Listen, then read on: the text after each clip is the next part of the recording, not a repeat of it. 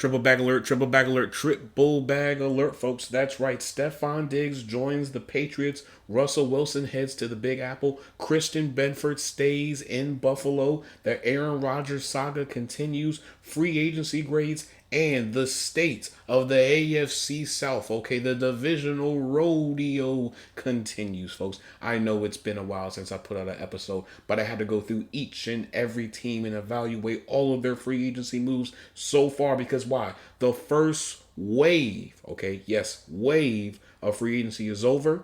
Things have died down a little bit, so now we need to evaluate. Okay? All of this and more on the 74th episode of the Football Junkies podcast, okay? I am your host with the most. I am your chief backrow dominus. I am your chief head of the table. Anything and everything related to the draft, the bag, truth bombs, all those things and more. I am that guy. I am your GM who currently is not on the team right now. But don't you worry about it, okay? Don't you worry about it. Because guess what? I am all these things and more, okay? But guess what? The most important title that you must remember, my fellow football junkies, is I am your host, Kale. You already know how these things are about to go. If you got to clean up your room, clean out your car, wash the dishes, clean the grill, whatever you need to do, this is the perfect episode to get those tasks done, okay? While also learning more about your team and getting your weekly football junkies fix. So guess what? On three, 1, 2, 3, let's lock in.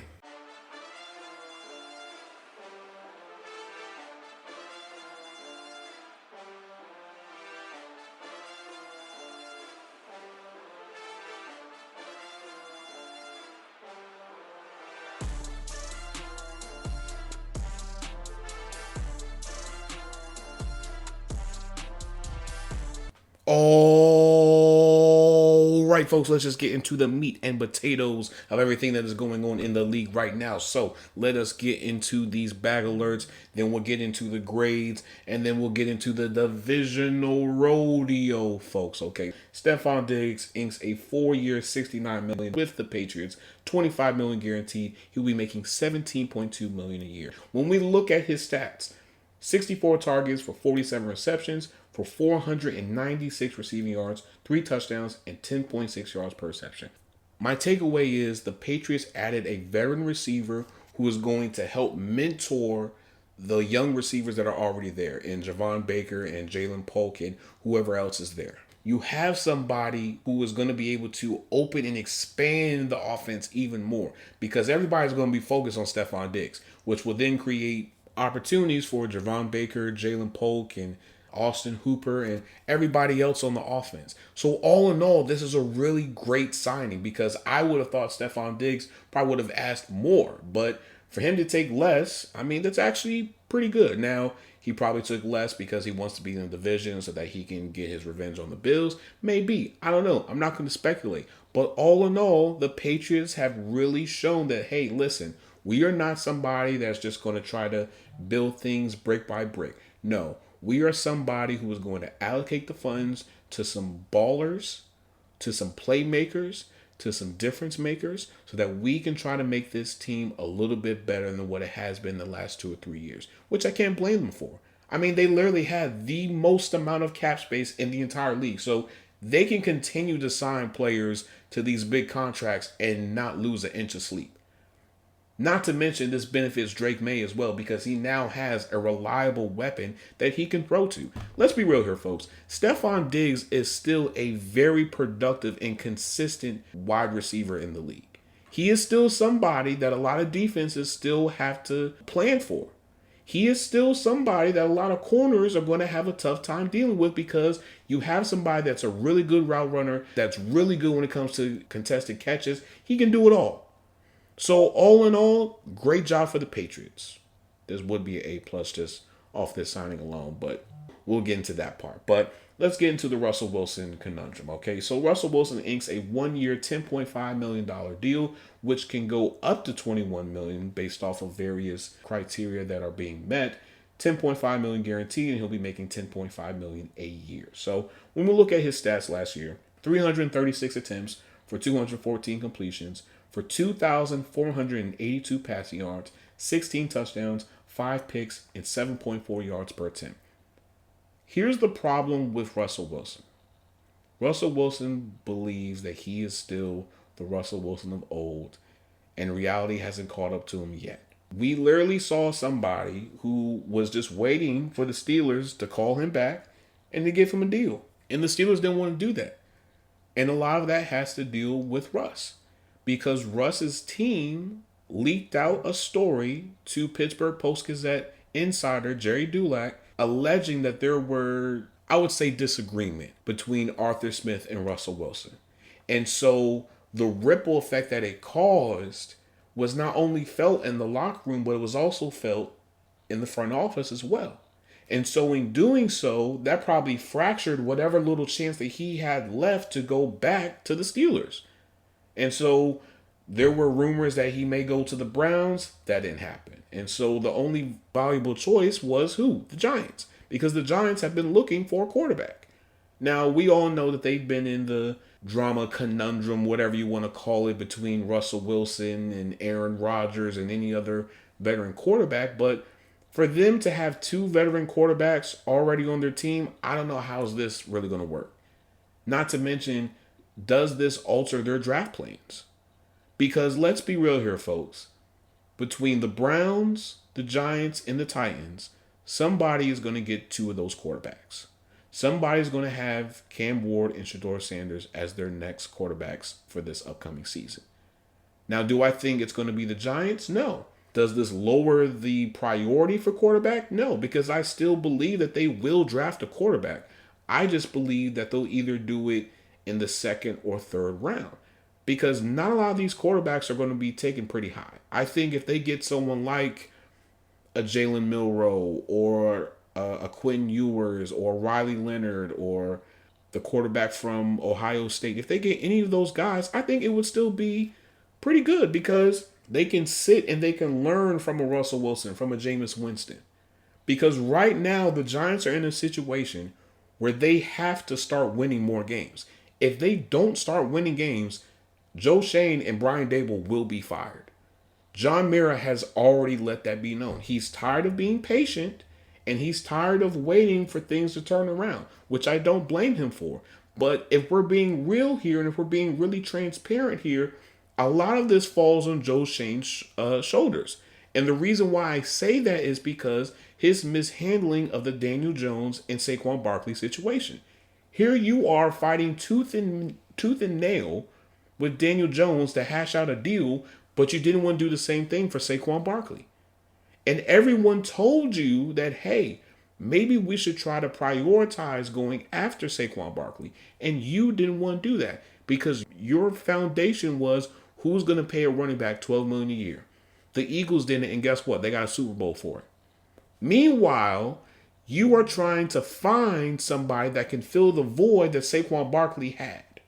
Not to mention, you got off of Daniel Jones as well. Now, granted, I understand that Daniel Jones really has been playing the best, and that's for various different reasons. But the fact of the matter is, you mishandled those situations so badly that if it was me personally, you would have been fired. Because why in the world would you let someone in a Saquon Barkley, as great as he is, just walk out of your door? You don't even fight for him. You don't even try to have negotiations with him. You just said, you know what? We'll let you test the market. Let us know what the market is telling you, and then we'll figure out if we can match the number or not. That was the dumbest thing that you could have ever did and said. Because you just allowed him to dictate his future. And that's exactly what he did. Even if you would have traded him and you would have gotten at least a second or third round pick, at least you dictated where he wanted to go. And at least you got something back. You didn't get anything back from Saquon Barkley. But just you becoming a meme for all of Giants Nation. Because guess what? For the rest of Saquon Barkley's career, everyone is going to replay that clip of you sitting in your office and John Mara telling you, I'm going to have a tough time sleeping at night knowing that Saquon Barkley goes to the Eagles, as well as the other clips of the people on your staff who are basically saying, listen, we need to prioritize Saquon Barkley. Saquon Barkley plays a very pivotal role in this offense. And you just laughed and you smiled. So now you have to figure out exactly how you're going to turn this ship around. And signing Javon Holland was not the ideal situation. But we'll get into the grades when it comes to that.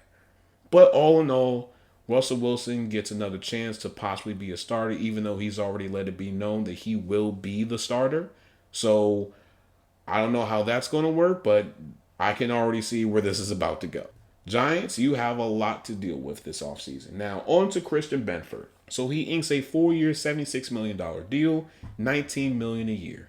When we look at his stats, 63 tackles, 1 sack, and he was targeted against 60 times and only allowed 36 receptions for 320 yards, 4 touchdowns, and had 2 picks. Christian Benford is somebody who goes up against number 1 receivers as well as number 2 receivers. I have seen him go up against Marvin Harrison Jr. I've seen him go up against Jalen Waddle. He can hold his own.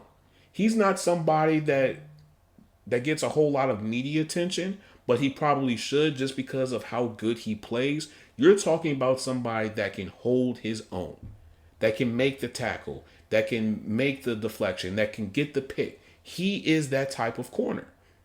Now, the thing is this raises the stock more for people like Isaiah McDuffie and Tyreek Woolen and anybody else that are going to be looking for deals after this season.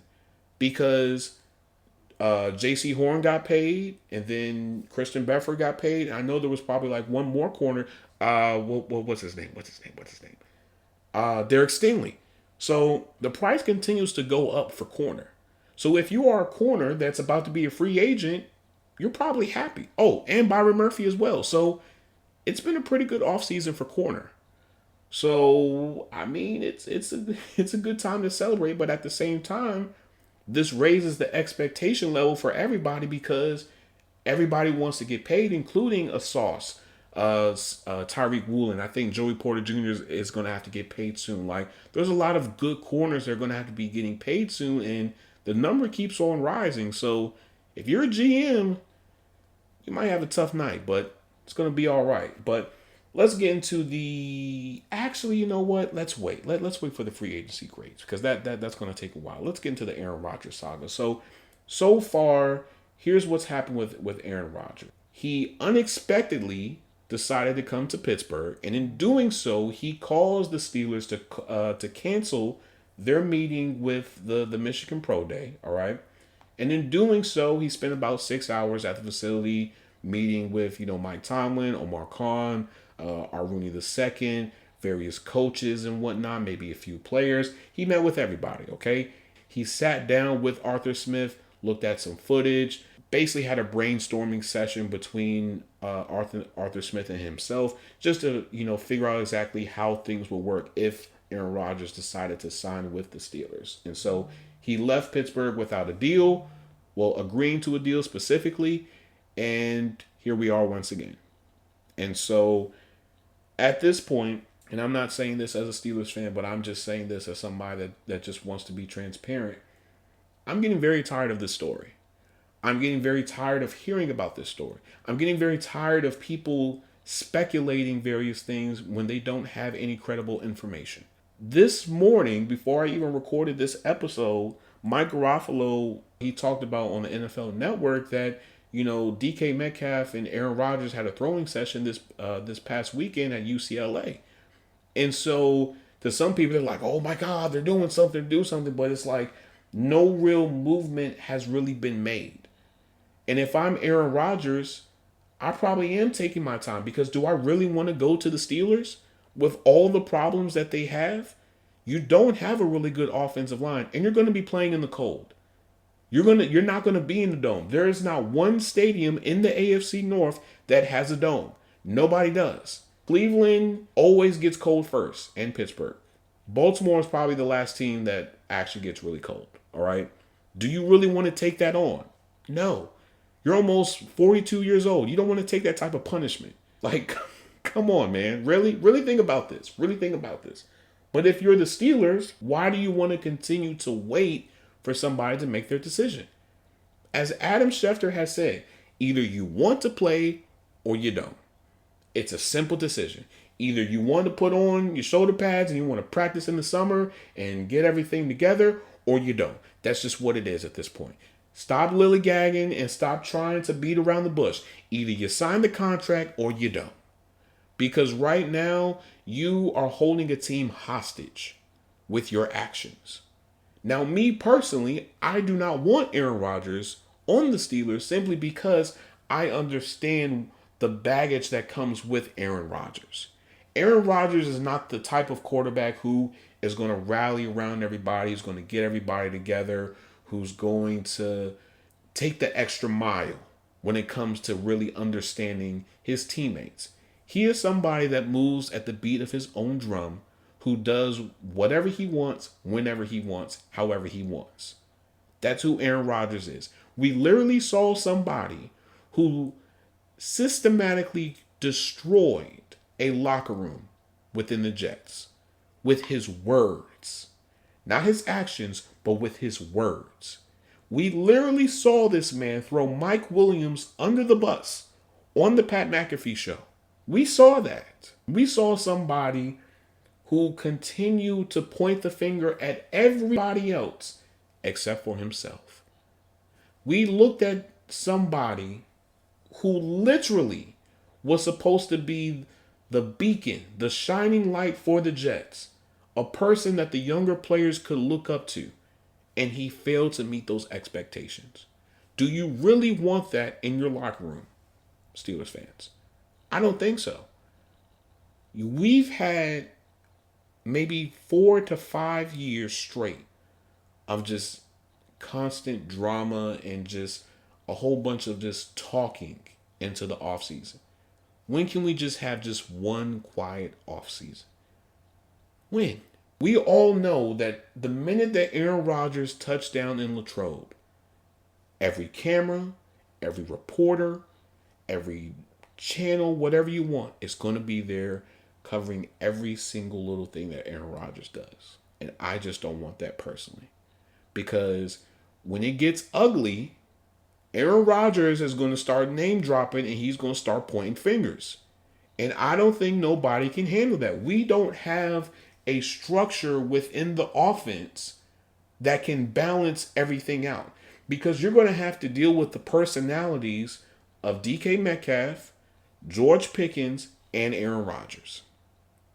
Now, DK Metcalf, you probably don't have to worry about as much because it's more on field than off field. Whereas George Pickens, it's a little bit of both. It's the same thing with Aaron Rodgers as well. I was one of the people last year who was very critical of Aaron Rodgers' actions when he decided to go on a vacation, I think in Egypt or wherever it was, instead of staying for OTAs. And my stance was, and I will continue to stand on it, was you should have stayed there so you could develop more chemistry with your players. Because had you did that, I think you probably would have seen a better outcome with the entire season. But instead, what did you want to do? You decided that you want to go on a quote-unquote pre-planned vacation.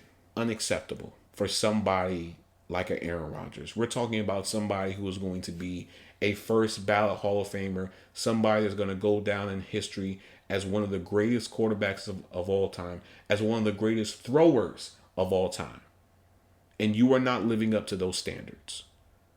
Now, me personally, I would rather want Aaron Rodgers to go to either the Vikings or the 49ers. And the reason why I say that is because offensively, they have a structure to be able to support someone like an Aaron Rodgers compared to the Steelers. Not to mention the Vikings specifically, they have made the moves that they made this offseason for a veteran quarterback. Not to mention, there was a report that came out, I think, by Jordan Schultz a few weeks ago that said that Ryan Tannehill has been in discussions with the Vikings. That lets you know that the Vikings are thinking about adding a veteran quarterback. Now, me personally, I think the reason why they've been teetering the line so fairly is because they don't want to ruin whatever confidence that J.J. McCarthy has. They want him to be able to grow and to develop and whatnot. But at the same time, you have to realize that this is probably your best window of winning. Because think about this. You have probably a top 5, maybe top 10 defense. You have Justin Jefferson, Jordan Addison, T.J. Hawkinson. What's the running back's name? Aaron Jones.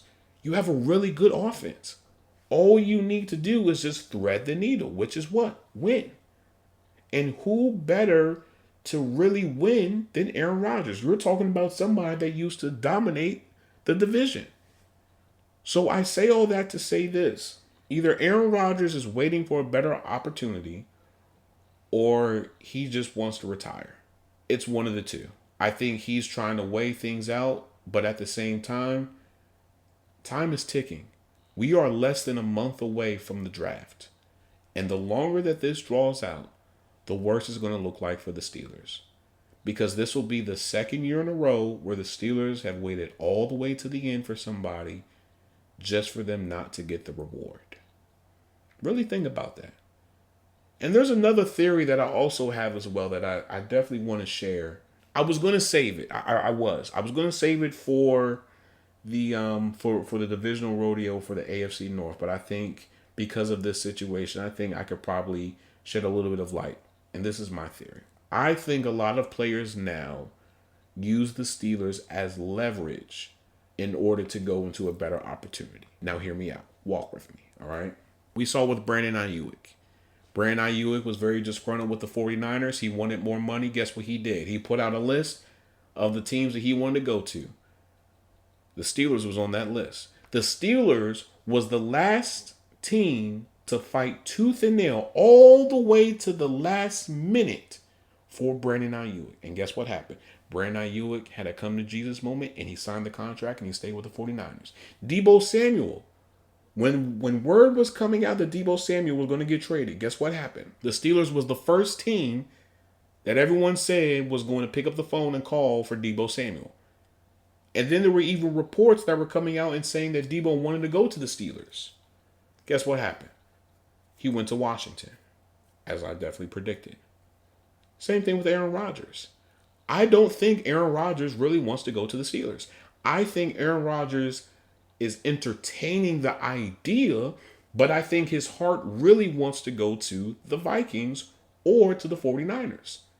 The 49ers, you're in a warmer climate. You really don't have to play a bunch of cold games, and you can be really dominant in your division. The Vikings, you're in a dome stadium. At best, you're only going to have to play 2 outdoor games. And that's with who? The Packers and the Bears. That's it. So I say all that to say this. Although I would love for this situation to be resolved now, I don't think it's going to be resolved for a long time. I wouldn't be surprised if this doesn't get resolved until maybe after the draft, maybe. That's just how slow Aaron Rodgers is dragging his feet with this situation. But when the news breaks, I'll be sure to let you guys know. I'll share my thoughts and all of that and more, okay? So let's get into these free agency grades, okay? Because the first wave of free agency is done, all right? It's always the first wave that's like somewhat of the biggest wave out of all of them. And then you have that second to third wave that happens post-draft where a lot of veteran players are just trying to see what opportunities are available for them. So let's just get into it. So let's start with the NFC North, all right? So with the Vikings, actually, no, Lions. I had to start with them. So with Lions, I gave them a B, all right? Their positions of need: DB, edge, interior offensive line, defensive line. So they acquired DJ Reed, Roy Lopez, Grant Stroud, Avonte Maddox, Kenny Yoba, Kyle Allen, Rock Ya-Sin, just to name a few, all right? The people that left were Carlton Davis, Kevin Zeitler, Afitu Melifanu, Kendall Vildor, and Jonah Williams, just to name a few. So for me personally, I would say a B.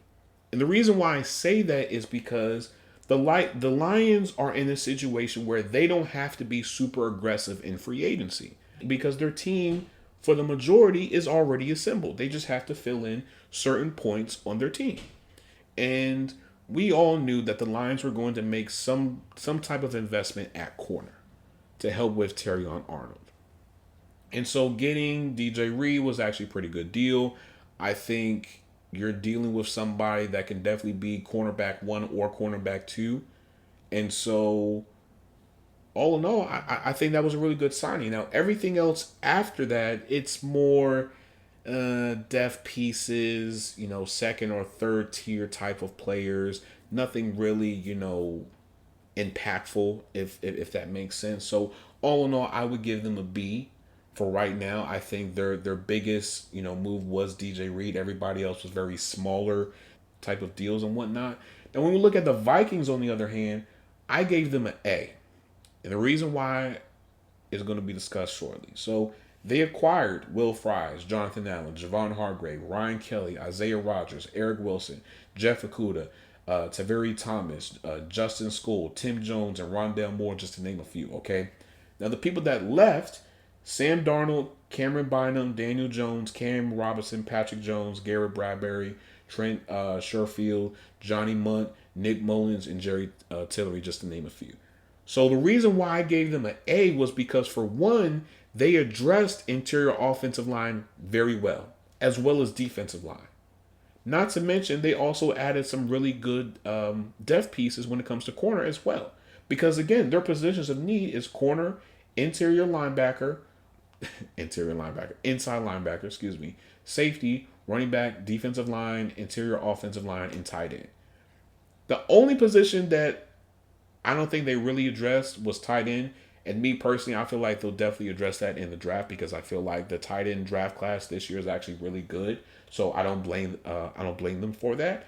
Now, defensive line, you got Javon Hargrave and Jonathan Allen. That is an instant upgrade. I don't care what anyone says. That is a better upgrade right now. So now your defensive line is going to be what's his name? Dallas Turner, Javon Hargrave, Jonathan Allen. I forget who the other pass rusher is. That's really good. That's really, really, really good. Not to mention, you shore up the interior offensive line as well, with Will Fries and Ryan Kelly as well. So all in all, those are really good signings. And not to mention, you didn't break the bank for any of those deals.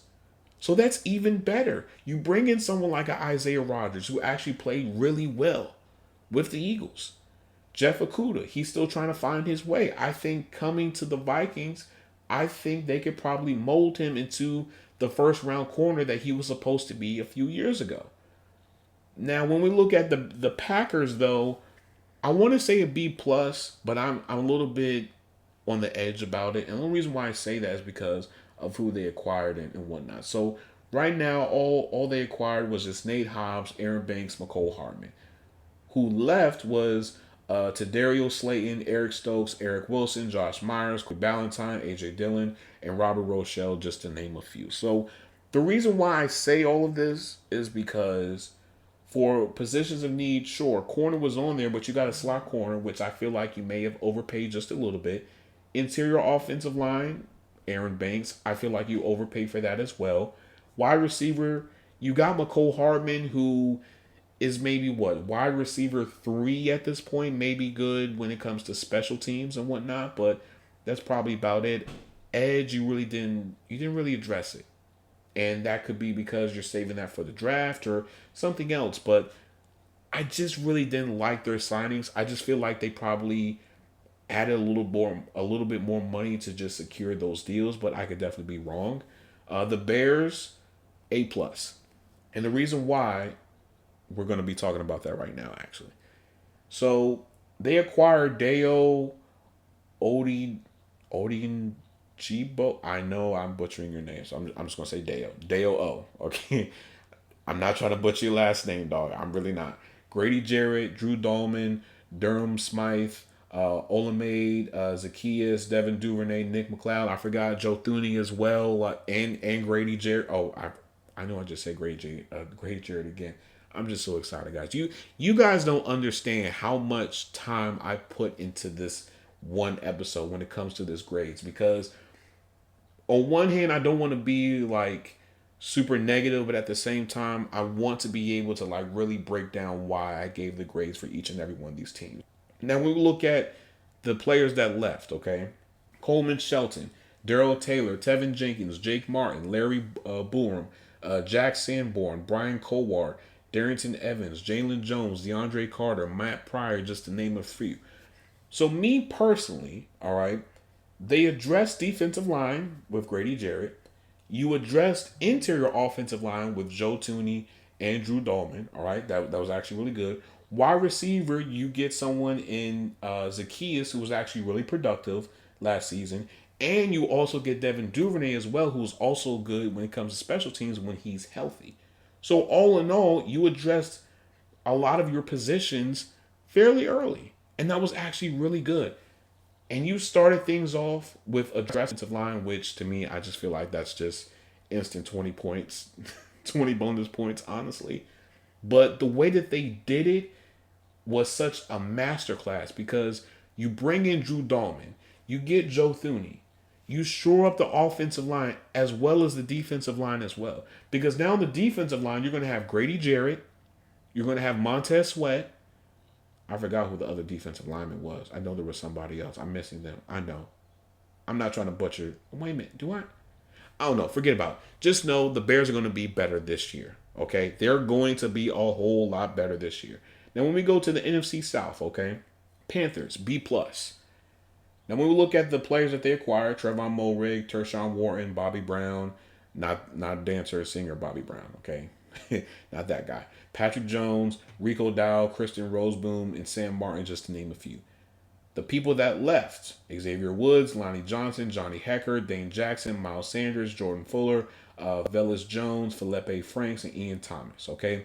Their positions of need, wide receiver, edge, and running back. So, on one hand, I wanted to give them an A+, but they mainly attacked the defense more than really the offense.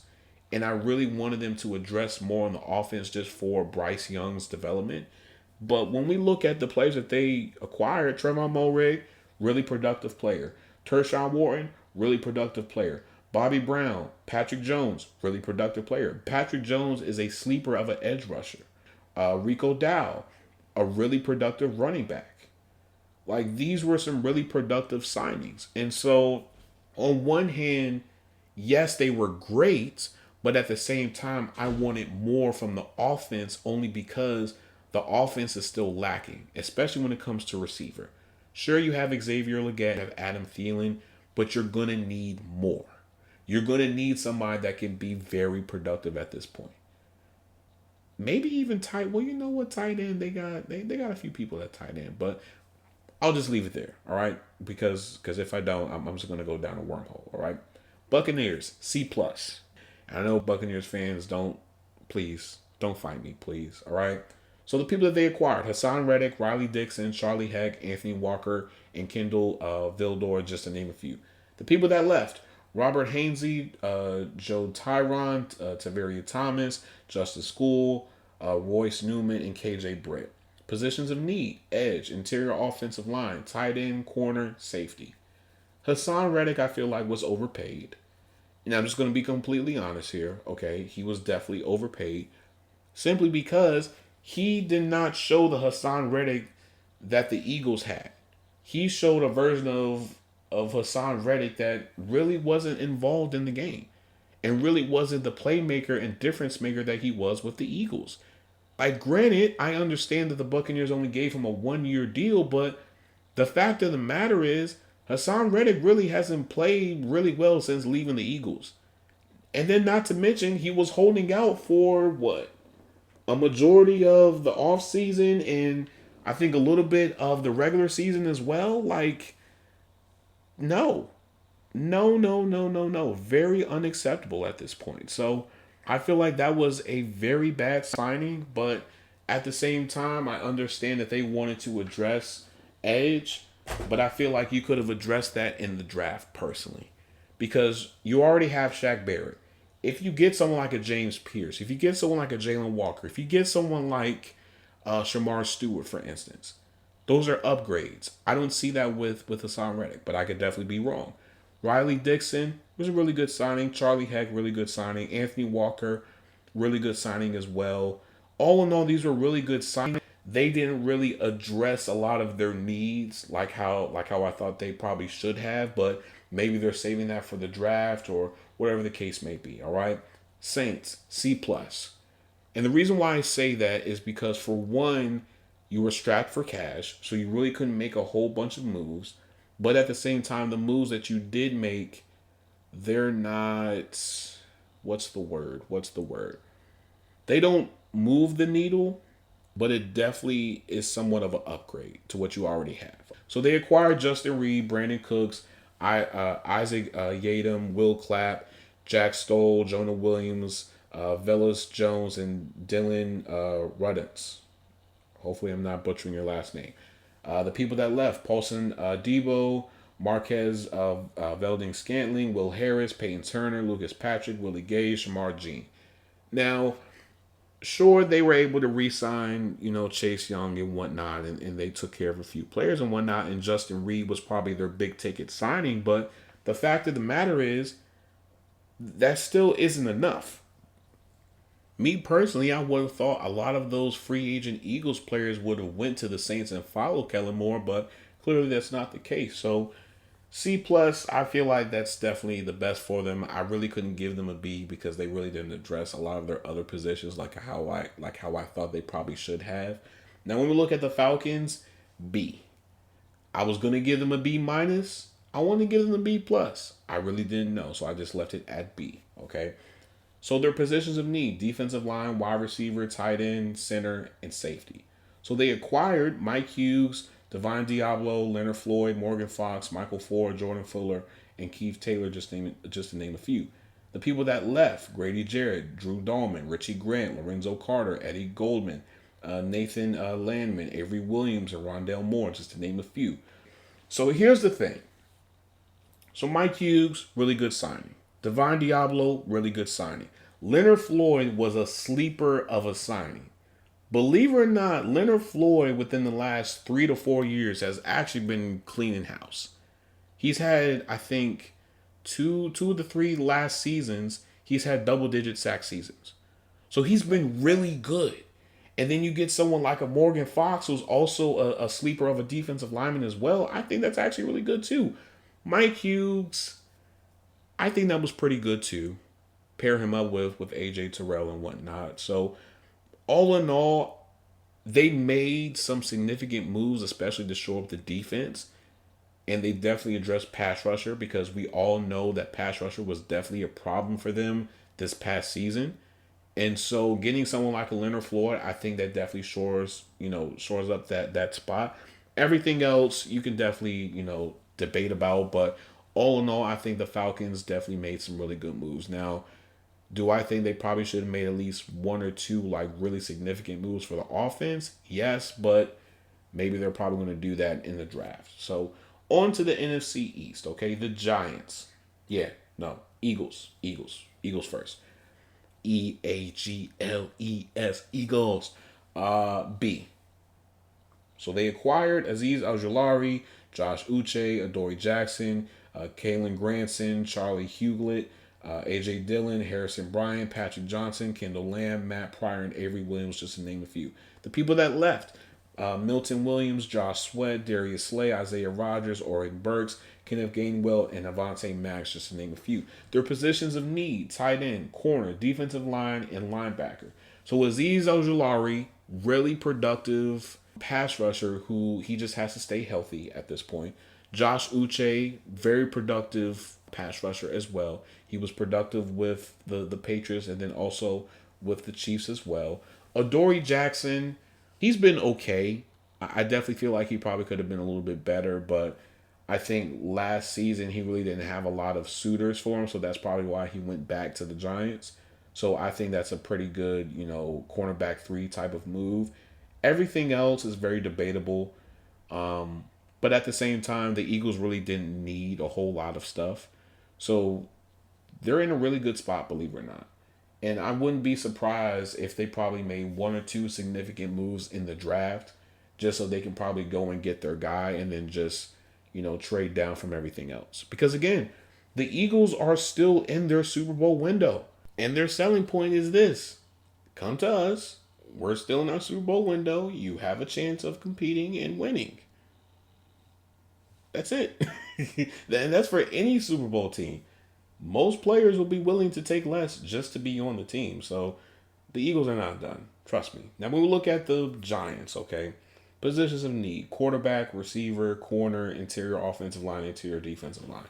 So they acquired Paulson Adebo, Javon Holland, Chauncey Golston, James Huston, Russell Wilson, Roy Robertson Harris, Jameis Winston, Chris Bohr, Jeremiah Ledbetter, Demetrius Flanagan Flowers, Zach Pascal, LaJordan Humphrey, and then the people that left were Aziz Ojolari, Payson Panak, Adoree Jackson, Patrick Johnson, Tim Boyle, just to name a few. So for them, I gave them a B. Because on one hand, yes, they did address corner with Paulson Adebo. Safety, I feel like they could have addressed in the draft, personally. I feel like going after Javon Holland and giving him the money that he got was a little bit excessive. I feel like they could have used that to get an offensive weapon for whatever quarterback was going to be playing for them. But what's done is done at this point. Everybody else, I feel like they're really good number two and maybe number three pieces on the team. But all in all, I feel like it was pretty much of a solid, first wave of free agent signings for the Giants. I think this actually shows that they're actually willing to be a little bit more aggressive and try to bolster up that defense even more, because the defense is actually really good. I mean, they have Dexter Lawrence, you have Kayvon Thibodeau, you have Brian Burns, you now have Paulson Adebo, you have Javon Holland now. Like, you have some pretty good pieces. Now, Dante Banks, I feel like he's definitely going to get traded just because I think he's fallen out of the good graces, but that's another story for another day. Commanders, B+. Okay, so the positions of need: DB, defensive end, wide receiver, tight end, D tackle. All right. So they acquired Laremy Tunsil, Javon Kinlaw, Marcus Mariota, Will Harris, Jonathan Jones, Jake Martin, Nate Herbig, Eddie Goldman, Foster Sorrell, and then the people that left. Okay. Jonathan Allen, De'Ami Brown, Jeremy Chin, Dante Fowler, Cornelius Lucas, Benjamin St. Juste, Michael Walker, Alameda Zacchaeus, and Derek Forrest. So, on one hand, they actually did make some pretty good moves. Okay, Laremy Tunsil, I feel like that was a major upgrade at tackle. Javon Kinlaw, I feel like that was a little bit of a reach. I feel like if you're going to go after a quality edge rusher, go after somebody that can actually shed blocks and is actually pretty good at shedding blocks. Okay, just don't don't go after just the guy that's just available. Personally, that's just all I'm saying. Okay, Marcus Mariota, that was actually really good. Let's see, because I'm going around. Jonathan Jones, I really didn't like, only because he's at the tail end of his career. I just don't feel like you make that type of signing for someone like him. And then plus, I would have just drafted. Like, even if it means that you have to double dip at corner, that's perfectly fine. And then even with safety, like, I would have thought that they would have tried to get Jeremy Chin back, but clearly that wasn't the case. Or I would have thought they would have tried to get, Cam Bynum or Trevon Moehrig or any of those safeties that were available in free agency, but clearly they didn't. Defensive line, I feel like they probably could have done more with that, but again, that might be a position where they address in the draft as well. Now, when we look at the Cowboys, C. And the reason why I say that is because, for one, they really can't make a whole lot of moves because they're strapped for cash.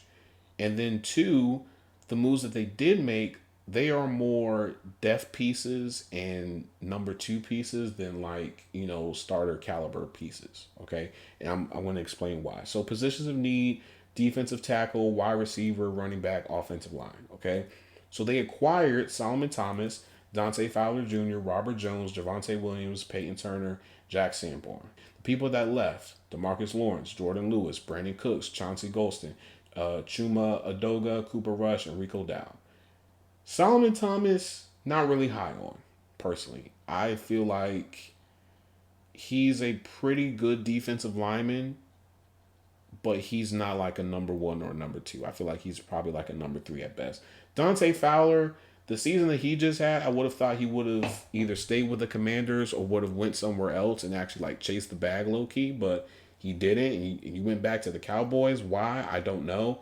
Robert Jones, a little bit on the fence about. Javonte Williams, I feel like there is some potential with that. I feel like ever since the injury that he suffered with the Broncos, I think he's still trying to find his footing and finding his way, back into the other side of the league and whatnot, because his rookie year, he came out guns blazing. Okay.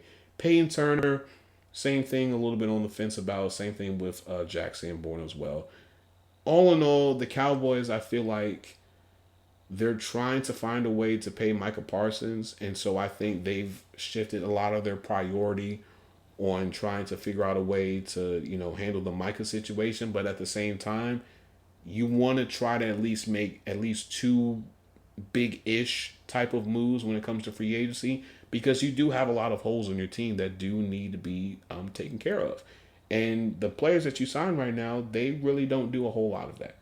Now on to the NFC West, okay? So 49ers, I gave them a B.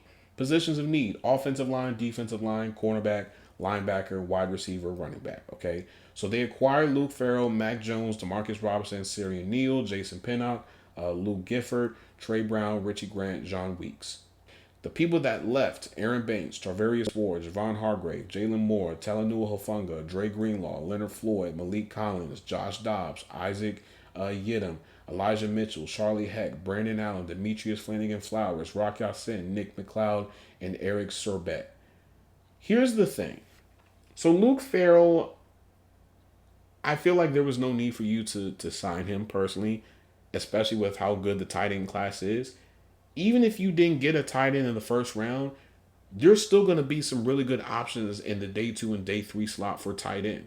I think if you would have got Harold Fanning Jr., or you would have gotten the tight end from Miami. I know I keep on messing up his name, but I don't know why. Every time I think about him, I draw a blank. I don't know why. But you have Colston Level. Like, you have options at tight end, okay? Now, corner, I would have thought they probably would have tried to, really try to, go after, DJ Reed or, well, not Charvarius Ward, but, Carlton Davis or somebody else, Wide receiver,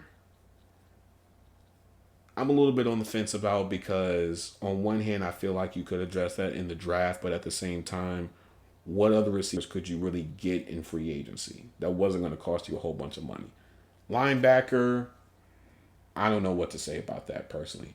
Running back, I really don't know. Honestly, a lot of their positions of need, I feel like they could definitely address them in the draft. I don't feel like they should invest a whole bunch of money into, in free agency, and it definitely shows, but, the 49ers will be the 49ers, I guess. Cardinals, I gave them a B+. Now, when we look at their positions of need: wide receiver, interior offensive line, and linebacker. So they acquired Josh Sweat, Dalvin Tomlinson, Jacoby Brissett, Akeem Davis-Gaither, Michael Walker, Simi Fehoko, and Jalen Jones. Chris Tonga, Naquan Jones, Victor Dumukuji, and Zach Pascal. So, well, you know what? On one hand, yes, I would say B+, but I feel like a B- because, sure, you threw a lot of money at Josh Sweat.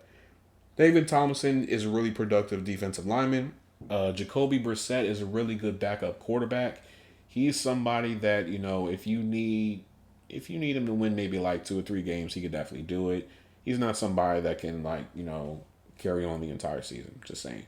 Akeem Davis-Gaither, really good backup of a player. Michael Walker is still trying to find his footing in the league. Simi Fehoko, those are probably practice bodies for the summer and whatnot. So all in all, I feel like the Cardinals, they definitely hit with Josh Sweat. Everything else is debatable. I think I'll just leave it at that. Seahawks, C-. And the reason why I say that is because, for one, I think the Sam Darnold and the Cooper Kupp and the D-Law signings, I feel like they were definitely reaching. So when we look at their positions of need: interior offensive line, tight end, cornerback, safety, receiver, okay? So they acquired Sam Darnold, Cooper Kupp, DeMarcus Lawrence, Marquez Valdez-Scantling, Josh Jones, DeAnthony Bell, River Craft. I know I just butchered your last name. I'm sorry. Shamar Jean Charles, Steven Sims, Eric Servet. And then the people that left were Draymond Jones, Roy Robertson Harris, Laken Tomlinson, Trey Brown, Artie Burns, The Legend, Farrell Brown, and Stone Forsythe. The Cooper Kupp signing, I really didn't like. I feel like that was a definite reach. On one hand, I understand that, he wants to play for his hometown team and whatnot, but I just feel like he's reached, because in recent years, he has not been able to stay healthy, and it definitely shows. And he is somebody that is hit or miss, honestly. DeMarcus Lawrence, again, I feel like that's a miss because he really hasn't been as productive lately. You're talking about somebody who at one point was definitely one of the best pass rushers in the league. And lately he really hasn't lived up to those expectations. Even the contract that the Cowboys gave him and whatnot, I still feel like that was a reach as well. Now when we look at, Sam Darnold, I feel like that was probably a pretty good deal. And the only reason why I say that is because when you look at the structure of the deal, it's essentially a 1 year deal. They can let him go next season and not face any consequences for it. That's probably the only reason why. Outside of that, you can debate about everything else. Marquez Valdes-Scantling, really good veteran receiver. He could be a 2 or a 3 or anybody else's team. Can definitely provide a lot of insight and mentorship to the receivers that are already with the Seahawks. So all in all, not really the best, but it's the Seahawks. I guess I just don't understand how you let DK Metcalf go and Tyler Lockett and Geno Smith, and then you bring in Cooper Kupp, Marquez Valdes-Scantling, and then Darnold. I just don't see it personally, but I've seen crazier things. Okay, Rams A+. Okay, so when we look at their positions of need, cornerback, wide receiver, tackle, linebacker, quarterback, defensive line, tight end. All right, so they acquired Devontae Adams, Poona Ford, Coleman Shelton, Nathan Landman, and then the people that left: Cooper Kupp, Bobby Brown, Michael Holt, Demarcus Robinson, Christian Roseboom, Hunter Long, Tyler Johnson, Neville Gillimore, Jake Hummel, and Rashad Weaver. So Devontae Adams, I feel like that was an upgrade over Cooper Kupp. And the reason why I say that is because Devontae Adams, even at this point of his career, is still a really productive receiver. You're talking about somebody that is still a number one receiver. Whereas Cooper Kupp, he is somebody that at this point is probably a 2 on a lot of other people's teams. Like even when the Rams were going to release him, I didn't believe that anybody was going to give him probably well over like 18 or 19 million a year. I did not believe that. But the Seahawks were willing to write that check, so that's on them. Poona Ford is a sleeper of a defensive lineman. He does not get the recognition that he probably deserves, but Poona Ford is a really productive defensive lineman, okay?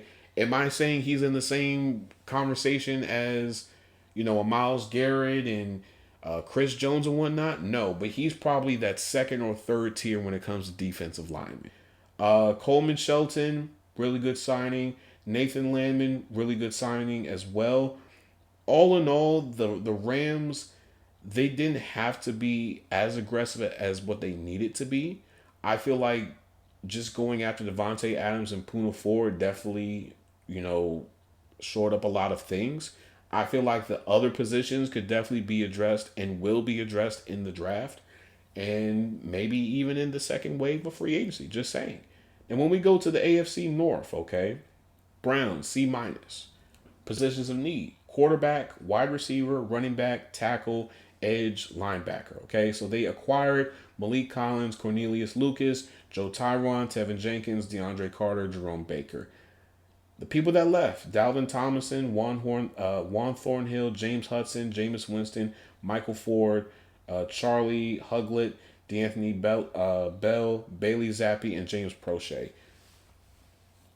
This was just not good for the Browns. And granted, I understand they have a lot of financial restrictions because of, Deshaun Watson's contract and whatnot, but these aren't upgrades. These are more summer and practice squad bodies. And I'm not trying to be disrespectful. Like Joe Tyron, former first rounder, really didn't live up to the hype or the expectations with the Buccaneers, finds another home with the Browns.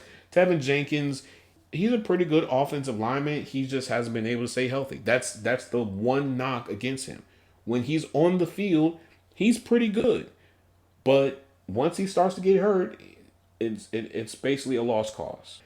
Jerome Baker, he's definitely floated around the league. Outside of those really good years with the Dolphins, he's basically been bouncing around everywhere.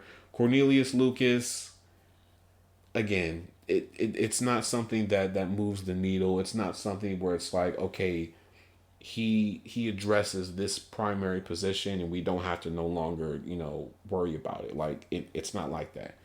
So I gave them a C minus. Now the Bengals, I would say a D. You know what? No, I'm not going to do it. I'm not going to do it. So positions of need: interior offensive line, edge, linebacker, safety, running back. Okay, so they acquired Tadaro Slayton, Oren Burke, Samaje Perine, Lucas Patrick. The people that left: Alex Kappa, Sheldon Rankins, Akeem Davis Gaither, Trenton Browns, and Khalil Herbert, as well as Jay Tuffley.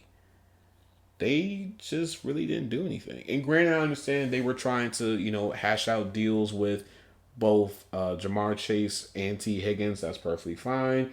But you needed to do more. You needed to bring in at least a few other people. And I feel like they didn't do it. Now, granted, they brought back BJ Hill, but like, does that move the needle? I mean, sure, a little bit, but it's nothing significant. Because right now you've allocated at least 50%, maybe even more of your cap to 3 players. So you have to try to fill in every other position on the team with smaller contracts. And even with the smaller contracts, they have to be productive players, not players that are going to be competing for roster spots. Now, granted, I understand the Bengals definitely wanted to prioritize taking care of their players, but that is not an excuse for trying to upgrade certain positions on your team. You know that corner is a problem. You know that linebacker is still a problem because Jermaine Pratt still wants to be traded. You have a lot of positions that you need to fill. And there were some veteran players that you probably could have brought in, but I don't understand why. Maybe it's, the Bengals being cheap. I don't know. The Ravens. I probably would say a C maybe. All right. When we look at their positions of need: interior offensive line, cornerback, edge, safety, kicker, interior line, interior. I keep on saying interior. Inside linebacker. Excuse me. So they acquired Cooper Rush, DeAndre Hopkins, Jake Hummel, and Chidobe Awuzie. Here is my problem. Well, actually, no, it's not really a problem. The Ravens are in a situation similar to the Eagles where they're still in their Super Bowl window. So, honestly speaking, they don't have to make a whole lot of moves. They're not in a rush where it's like, oh, we have to get this person. Oh, we have to get that person. Oh, we have to do this or we have to do that. Not really. They can just sit because players are going to want to play for the Ravens. We see it every single time. Same thing with the Eagles, same thing with the Bills, same thing with the Chiefs. Okay, everybody's going to want to play for one of those teams because all those teams are still Super Bowl caliber teams.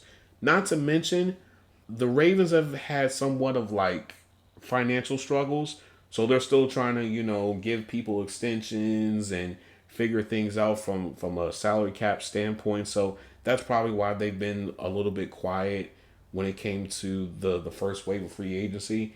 I wouldn't be surprised if they be a little bit more aggressive in that second and third wave of free agency. Now, when we look at the Steelers, I wanted to give them a C minus. I want to give them a C minus, but I also want to give them the B. But I feel like a C minus would definitely do. Positions of need: cornerback, defensive tackle, running back, quarterback, tackle. So they acquired DK Metcalf, Malik Harrison, Darius Slay, Mason Rudolph, Brandon Eccles, Juan Thornhill, Kenneth Gainwell, and as Easy Otunwahu. I think I just butchered your name. I am so sorry, sir. The people that left: Dan Moore, Justin Fields, Russell Wilson, James Daniels, Larry Ogunjobi, Dante Jackson, Najee Harris, Landon Roberts, Mike Williams, Van Jefferson, Nate Herbig, and Kyle Allen, just to name a few. So DK Metcalf, that was definitely an upgrade. Malik Harrison, did not like that move. And I will continue to say I didn't like that move because you could have gotten a Landon Roberts for probably around the same amount of money that he signed with the Raiders.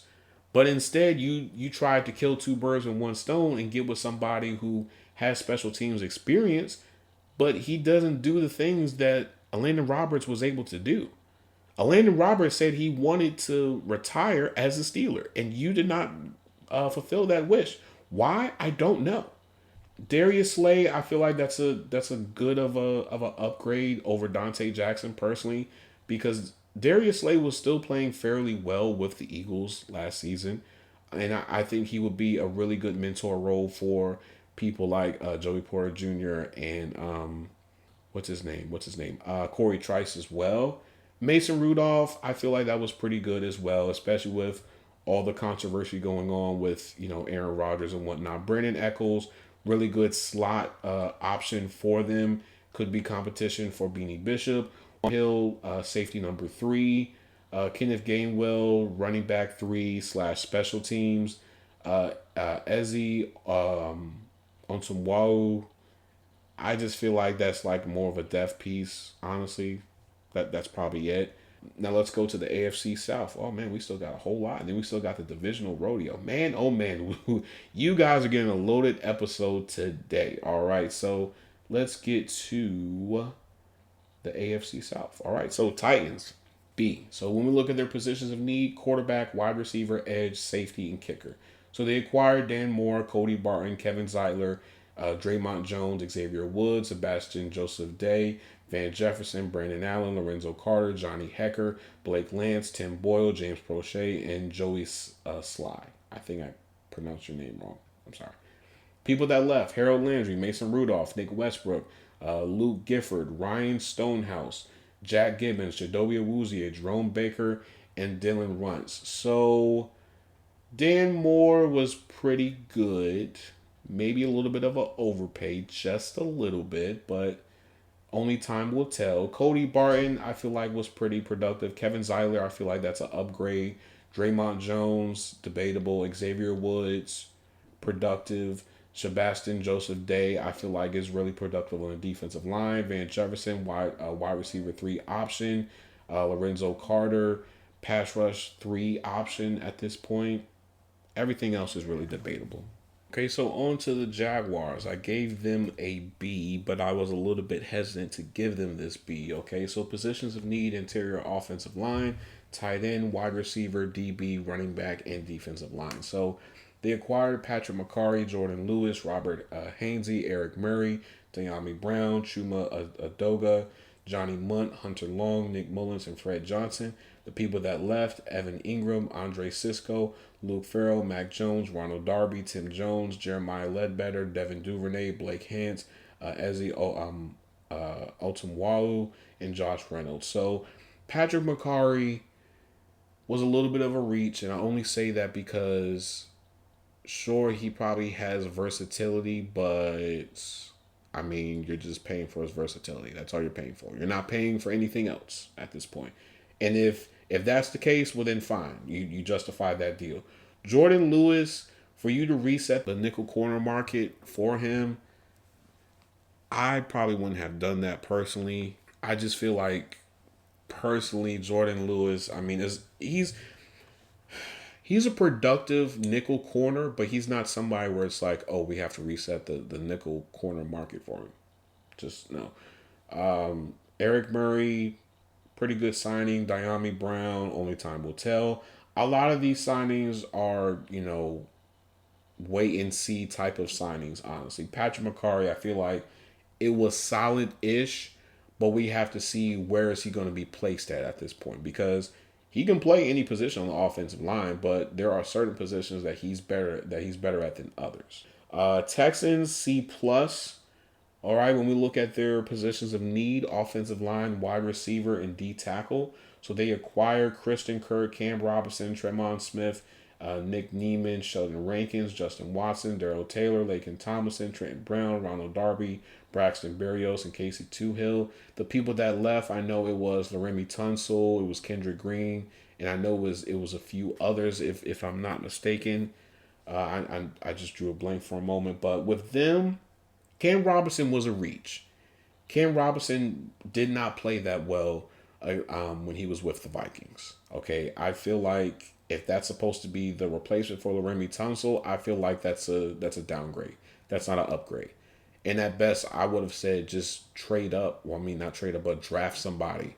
But we'll talk about that when we get into the divisional rodeo. Okay, Christian Kirk, I feel like that was definitely a really good signing. especially when it comes to what they had to give up to get him, which really wasn't a lot. I feel like that was pretty good. Everything else is debatable. You know what I mean? Sheldon Rankins, really good signing. Laken Tomlinson, veteran guard, really good. Ronald Darby, really good veteran corner as well. Everybody else, like I just said, is more practice depth. Summer camp body. Fighting for the roster spot. Colts positions of need: DB, defensive line, offensive line, tight end, linebacker, edge. So they acquired Cameron Bynum, Charvarius Ward, Daniel Jones, Corey Ballantyne, Herbert, and Neville Gallimore. The people that left: Will Fries, Dale Odiembo. I think I just butchered your last name. I'm sorry. Ryan Kelly, Kylan Granson, and Grant Stewart. God, you guys got some weird last names. I know I got a weird name, but man, these are weird. So for them, I wanted to give them a B plus, and I was a little bit on the fence about it, and I'll explain why. So Cameron Bynum and Charvarius Ward, really good signings. Okay, Charvarius Ward, wide receiver one. Cameron Bynum, really good safety as well. Daniel Jones, that's competition for Anthony Richardson. We'll get more in depth about that when we get to the divisional rodeo. Corey Ballantyne, if you want to argue with it, argue with it. Don't really care. Khalil Herbert, I feel like that was a good signing as well. Neville Gallimore, I feel like that was a pretty good signing as well. So all in all, their two big market signings were Cameron Bynum and Charvarius Ward were actually really good. You get two really good productive DBs, which is actually one of the things that the Colts actually really need. Everything else, I feel like they'll probably address it in the draft. Honestly speaking, I feel like they're in a state where enough draft picks where they can address all the other positions. On to the AFC East. Okay, let's see where we at. Patriots, A plus. Okay, this one is a lot. So positions of need: offensive line, edge, corner, wide receiver, tight end, linebacker, running back, safety, DT. All right. So they acquired Milton Williams, Carlton Davis, Harold Landry, Stefon Diggs, Robert Spillane, Morgan Moses, Garrett Bradbury, Mac Hollins, Josh Dobbs, Marcus Epps. Wait a minute. Oh, no. Oh, wait. I'm forgetting. Clavion Chaseon, Chris Tonga, Wes Schweitzer, and Jack Gibbons. So the people that left: Jacoby Brissett, Jonathan Jones, Deontay Wise, and Joey Sly. So Milton Williams, a little bit on the fence about, only because he really didn't play as much. But at the same time, when he was on the field, what was he doing? Making plays. Carlton Davis, that was a really good signing.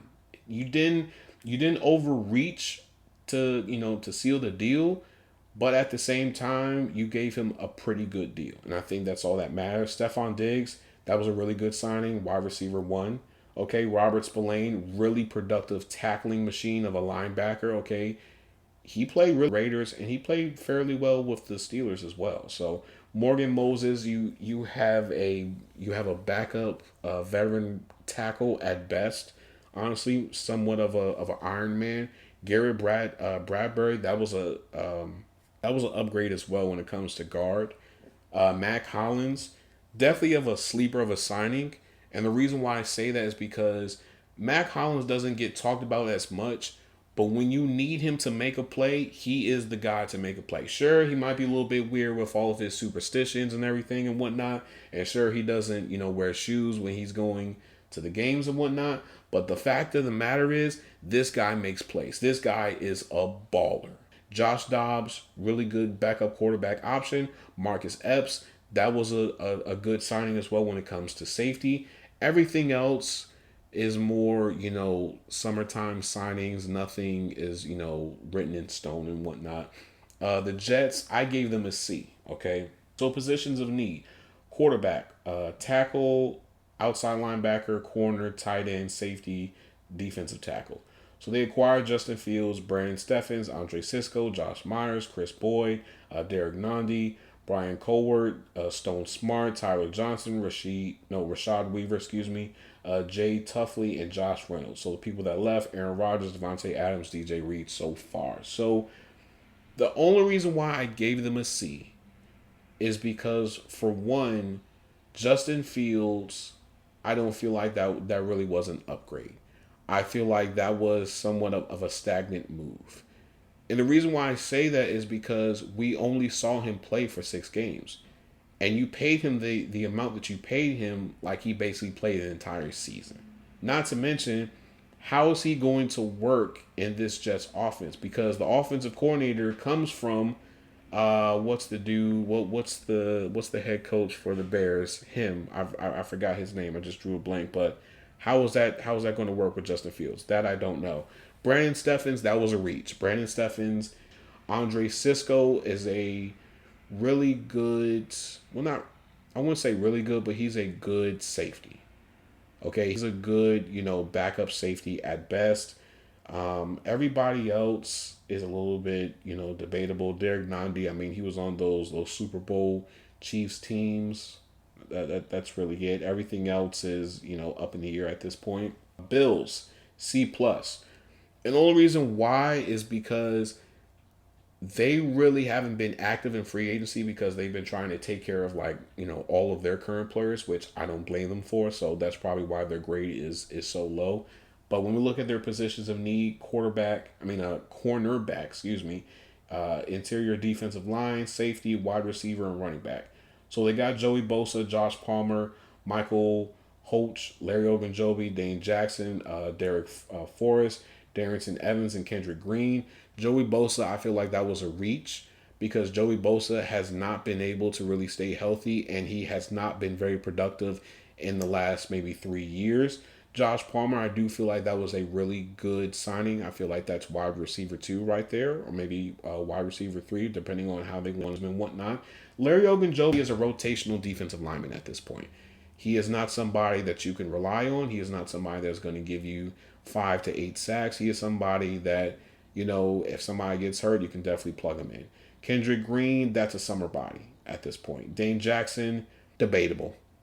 Very debatable at this point. But yeah, I feel like any of the other positions that they did not address in this first wave of free agency will definitely be addressed either in the draft or in that second to third wave of free agency because people still want to play for the Bills because the Bills are still in a really good spot. Now, on to the AFC West, all right?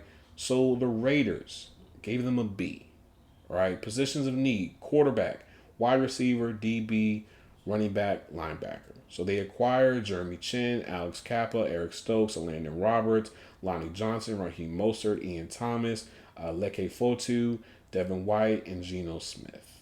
So my takeaway from this was the Raiders, for one, prioritized quarterback by getting Geno Smith, which was really good. Then you go and you get Jeremy Chin, and then you get Alex Kappa. Like, you're bringing in some veterans, some really good, productive veteran players, which is really good. Not to mention, you're not paying them a whole lot of money, which is actually really good too. So I think Landon Roberts provides that, that mentorship role for the younger linebackers. And I think pairing him with Devin White would actually be really good because Landon is the thumper. And I think Devin White still has some athleticism to where he can, play really good in coverage. Raheem Mostert is still a really, really productive running back. I mean, he can still probably give you, 1,000 rushing yard season. And I think that is really needed, especially with the Pete Carroll system. So I think pairing him with maybe like a younger running back would definitely, do some damage. But all in all, I think they had a really solid free agent first wave. I do. I think the most important thing was them getting Geno Smith because they were in a position where they couldn't go and get, either Cam Ward or Shedeur Sanders. They knew that. So what's the best thing to do? Get Geno Smith because why? Geno Smith had his best years under who? Pete Carroll. Looking at the Broncos. Now this one was difficult because I wanted to give them an A. But I feel like a B plus is like, it's just there. It's like, it's just right. I don't know. You let me know. So positions of need, defensive line, tight end, running back, receiver, and inside linebacker. So they got Tolanoa Hufanga, Dre Greenlaw, Evan Ingram, Trent Sherfield, okay? And then the people that left, Cody Barton, Zach Wilson, Tremont Smith, Javonte Williams, Riley Dixon, and LaJordan Humphrey. So Tolanoa Hufanga, that was a steal. Between that and Dre Greenlaw, those were steal signings because you have two really good players in their positions. Okay, Dre Greenlaw was doing his thing. Him and Fred Warner, that was a deadly combination. Okay, Talanoa Hufanga is a rising star of a safety. He is going to continue to get better and better as his career progresses. Evan Ingram, I think that was a sleeper of a signing as well. For the Jaguars to cut him and then he go to the Broncos, I think that's really good. I think that automatically eliminates tight end from a need when it comes to a drafting standpoint. Running back, I feel like they'll definitely address that in the draft for sure. Inside linebacker, you could add somebody else if you want to, but I feel like Dre Greenlaw and then Alex Singleton. I think that's more than enough. Defensive line, I feel like they'll definitely address that in the draft as well because I feel like they probably wasn't going to pay 18 to maybe 25 million for a defensive lineman. I just feel like they wasn't going to do that. Chargers, B plus. So their positions of need: wide receiver, edge, defensive line, corner, tight end, interior offensive line, linebacker, running back. Okay, so they acquired Mekhi Becton, Dante Jackson, Najee Harris, Mike Williams, Tyler Conklin, Benjamin St. Juste, Deshaun Hand, Delshawn Phillips, Naquan Jones, and Andre James. The people that left: Joey Bosa, Christian Fulton, Josh Palmer, Poona Ford, Nick Neiman, Morgan Fox, Simi Fehoko, Stone Smart, and Foster Sorrell. So Mekhi Becton, a little bit on the fence about. And the only reason why I say that is because if Mekhi Becton had did what he did for like maybe 2 or 3 years, then I would say that that's a good sign, right? But it was only just 1 year. And we don't know if he will be able to continue to do what he did with the Eagles as he's going to do with the Chargers. We don't know. He's still a question mark in my mind. Dante Jackson, I feel like, was a pretty good signing. It's just towards the end of the season, he just wasn't able to stay healthy because he was having, back problems. Najee Harris, I feel like that was a solid, running back signing. He's the bell cow that I think Jim Harbaugh really wants.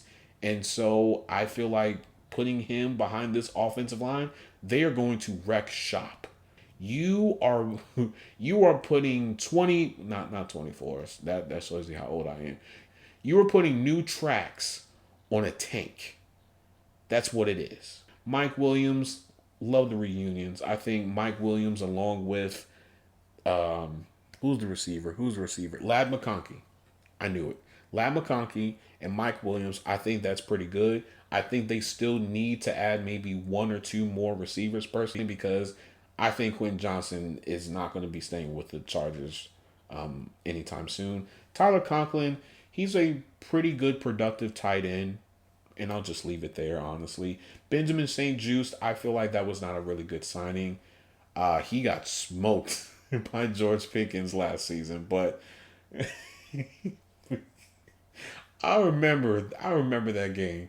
Somebody picked off George Pickens, and instead of him going for the tackle, he went straight for Benjamin St. Juste. That was hilarious. Back to everything else. All in all, I do feel like the Chargers definitely made some upgrades at certain positions. And, all the other signings are just, wait and see. Now, on to the Chiefs, okay? So, positions of need: offensive line, wide receiver, running back, defensive line, inside linebacker. So they acquired Jalen Moore, Christian Fulton, Elijah Mitchell, Jerry Tillery, Gardner Minshew, Bailey Zappi, and Robert Rochelle. The people that left: Tershaw Wharton, Justin Reed, DeAndre Hopkins, Justin Watson, Josh Uche, Samaje P. Ryan, McCole Hardman, Derek Keith Taylor. So Jalen Moore, I'm probably going to have to watch more footage of him, but I understand that they wanted to address left tackle, but I feel like there's different ways of addressing it personally. And sometimes shelling out money to just to address a need can sometimes hurt you more than actually help you, but only time will tell. Christian Fulton, I feel like that was a pretty good signing. He's probably, cornerback 2 or maybe cornerback 3 at best. Elijah Mitchell, backup running back option just in case Isaiah Pacheco gets hurt or Isaiah Pacheco, holds out because I think he's trying to get paid this season. Gardner Minshew, pretty good backup role. Same thing with Bailey Zappi. I think Bailey Zappi is probably like quarterback 3 at this point. Maybe he can use this time to develop and become better. But all in all, just like I said with the Eagles and the Ravens and the Bills, The Chiefs are in a spot where, yes, they are still Super Bowl contenders, so they really don't have to make a whole lot of, crazy moves and whatnot. I feel like they're probably going to retool their team through the draft and whatnot. So let's get to the divisional rodeo, folks. You thought this episode was over? No, it is not. We are just beginning. So let us start with the AFC South. All right, Colts, Jaguars, Texans, and Titans. All right, so let's start with the Colts. So their salary cap, $21.7 million with a rollover cap of $10 million. Free agents, Will Fries, Ryan Kelly, Deo. Oh, you know what? I'll just say Deo O. I'll just leave it there because I don't want to keep on butchering your last name. Kylan Granson, Grant Stroud, Mo Alley Cox, Joe Flacco, EJ Speed, even though he signed with the Texans a few days ago, Julian Blackman, Ronnie Harrison, Mark Glanowski, and Trey Sermon. All right. So their draft picks. They have their first, their second, their third, their fourth, their fifth, their sixth, and their seventh. So they have all their picks, okay? They don't have duplicates of any of their picks, which actually pretty sucks. Now their positions of need: DB, defensive line, offensive line, tight end, linebacker, and edge. Me personally, I feel like we could probably take DB off only because they have Charvarius Ward and they have Cameron Bynum. But everything else, I feel like you could definitely address in the draft. And so here's my thing. So on one hand, you do want to bolster up this defense even more, but the question is, how high do you value defensive line? Because right now you have the 14th pick. So you could be in the sweepstakes to possibly get Kenneth Grant. I think if you get Kenneth Grant and you pair him with DeForest Buckner and Kwity Paye and the other pass rusher that they have, which I literally forgot his name just now, I think that would be a ferocious defensive line because you're going to have somebody to get through. Because not everybody will be able to get double teamed. So someone's going to get through, okay? Now, for all the other positions, okay, offensive line, I feel like you could address that maybe day 2, maybe day 3. Tight end, with the tight end class being as good as it is, you could probably address that maybe like the second round if you really wanted to. Because I feel like if they get Harold Fanning Jr., I think that would be great. Or you could get Colston Loveland. You have options, honestly. Linebacker, I feel like you could address that in free agency. I know they still have Zaire Franklin, but I feel like you're probably going to need to either draft somebody or just get somebody. Now, with the linebackers in the draft, you'll have Chris Paul Jr., Jihad Campbell, Carson Swearinger from either Cal or UCLA. So you'll have some options. Edge, I feel like you could address that in the first round if you really wanted to. Because with defensive line, okay, you can address it in the second and third round if you want to. I feel like Darius Alexander will still be there, Jordan Phillips. You'll still have some really good options in day 2 and day 3 for defensive linemen. But I feel like edge, that may be a more higher priority than defensive linemen. Now, I could be wrong. We can debate about it as much you want, okay? But here is the problem right now with the Colts. Right now, they have to figure out exactly what are they going to do moving forward with quarterback. Because I feel like at this point, Anthony Richardson has fallen out of the good graces of the organization. And the reason why I say that is because the straw that broke the camel's back was when he tapped out during, I think, the Texans game. And then he tried to say he was like tired or something. That one situation created such a ripple effect that I think it rubbed a lot of people within the organization the wrong way. I feel like a lot of players felt some type of way about it. I feel like some of the coaches felt some type of way about it. And I feel like Shane Steichen at this point is basically throwing his hands up and saying, I've done everything I could. He doesn't develop. There's nothing else I can do. But at the same time, if you're the Colts, you have to understand that you reached for Anthony Richardson. We all knew that Anthony Richardson was a project. We all know that he's very raw. He literally had, if I'm not mistaken, less than a year of playing experience. That's not enough for a quarterback. You're going to need at least 2 to maybe 4 years of experience, maybe even 5 if you want to go all the way if you really want to. But the fact of the matter is, Anthony Richardson at this point is at a crossroads. And I think right now, depending on what happens at camp, will depend what's going to happen next year. I feel like personally, they are either going to get rid of Anthony Richardson and then pay Daniel Jones and make him the franchise quarterback, or they're going to draft one next year. Because right now, Anthony Richardson just hasn't lived up to the hype nor the expectations that the Colts probably had for him. And I feel like bringing in someone like Daniel Jones, who is quote unquote competition, but in actuality will probably beat Anthony Richardson. I don't know. I just feel like this is a very weird situation because on one hand you want to point the finger at Anthony Richardson, but you also have to point the finger at the organization because they made the move to get Anthony Richardson. So I don't know.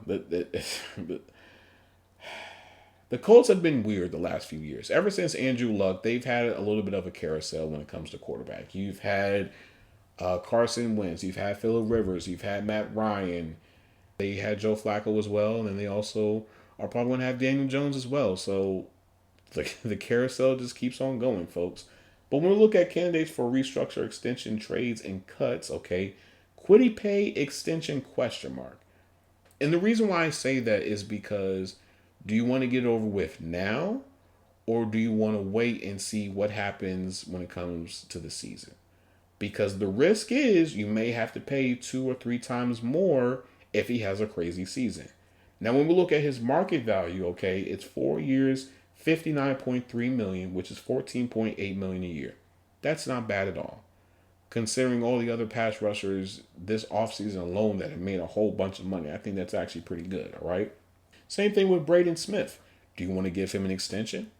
Me personally, I feel like if you want to, go for it. But if not, then you need to find his replacement either in this draft or next year's draft.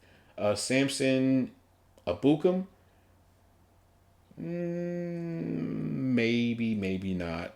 I don't know. I'm a little bit on the fence for him. Alec Pierce, I would say give him an extension. His market value is only 2 years, $9.1 million, which is only $4.6 million a year. That's not bad. Jelani Woods, that's up for debate. Khalil Herbert, there's no need to do that anymore because he signed somewhere else. Corey Ballantyne, no need for him to do that as well. Bernard Raymond, extension possibly.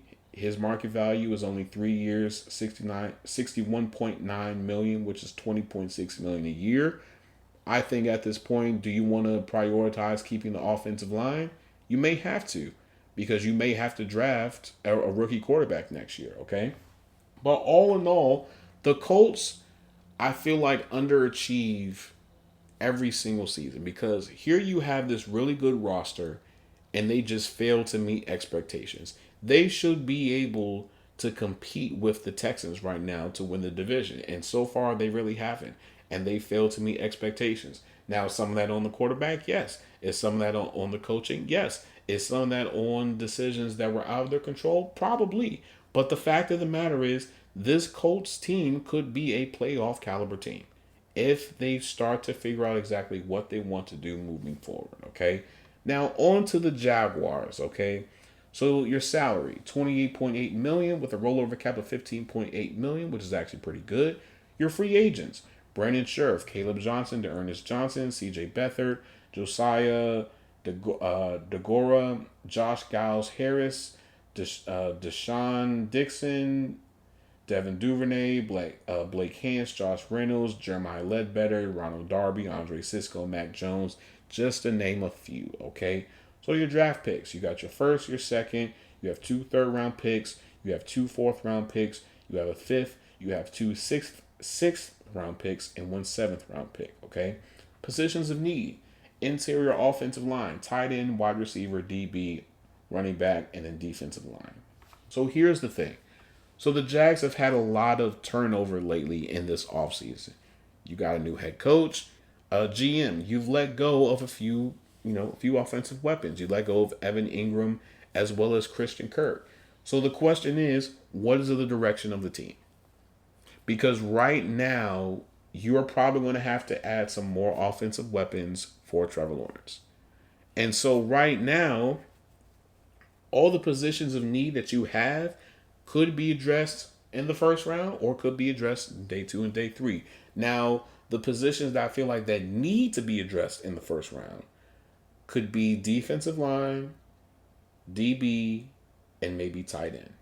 Well, you know what? Maybe even interior offensive line. And I know this may be a hot take, but I just have to, drop this truth bomb for you. I do feel like Gray Zabel could be a really good pick. I feel like he is worth, the top 5 pick. And the only reason why I say that is because, for one, he has positional flexibility, and 2, he has the upside to be a potential all-pro offensive lineman. You're talking about somebody that, to me, I feel like he's a better, more refined version of a Troy Fautanu. That's my comp for Gray Zabel. Now, I could definitely be wrong, but at this point, I feel like the Jaguars need to prioritize, one, protecting Trevor Lawrence, while at the same time trying to maximize what you have with Trevor Lawrence. Because, granted, you gave him a boatload of money, and he really hasn't lived up to that deal. So you need to figure out exactly what can the Jaguars do to be more competitive. Because at this point, they have a lot of pieces where they can themselves to be a problem within their division. But the problem is, those pieces either don't come together or they're just shipped away somewhere. So the Jaguars have to figure out what direction this team wants to go at this point. Because if you don't figure this thing out, it's going to be a waste for Trevor Lawrence. It's going to be a waste for Trevon Walker, Josh Allen-Hines, and a few other players that you have in your team. Now, when we look at candidates for restructure, extension, trades, and cuts, I feel like this is probably the shortest list that I've ever done for a team. But here goes. Trevon Walker, extension. You need to do this now.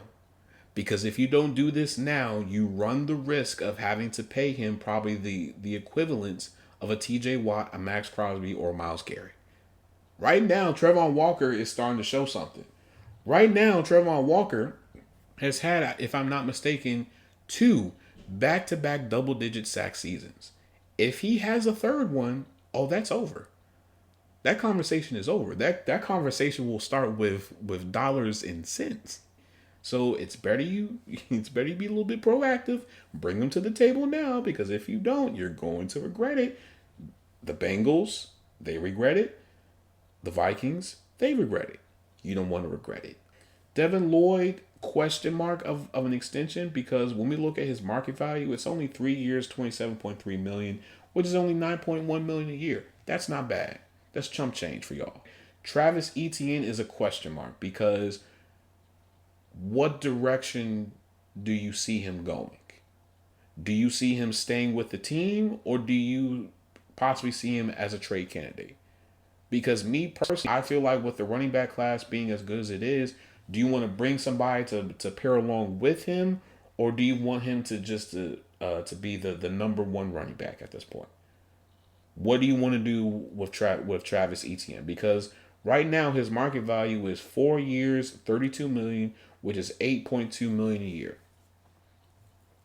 You have a lot of tough decisions that you're going to have to make this offseason, going into this season as well as next season. So all in all, the Jaguars are at a crossroads. The Jaguars need to figure out exactly who they are, while at the same time figure out what can they do to clean themselves up to be more competitive, not only in their division, but as well as in the league, and actually be taken seriously. Because I feel like a lot of times the Jaguars have been the laughingstock of the league, because for the last 5 to 10 years, they're always one of the few teams that are always top 5 when it comes to the draft board. So hopefully that changes this season with the new head coach and whatnot. But on to the Texans. Okay, so their salary $5.5 million with a rollover cap of $4.8 million.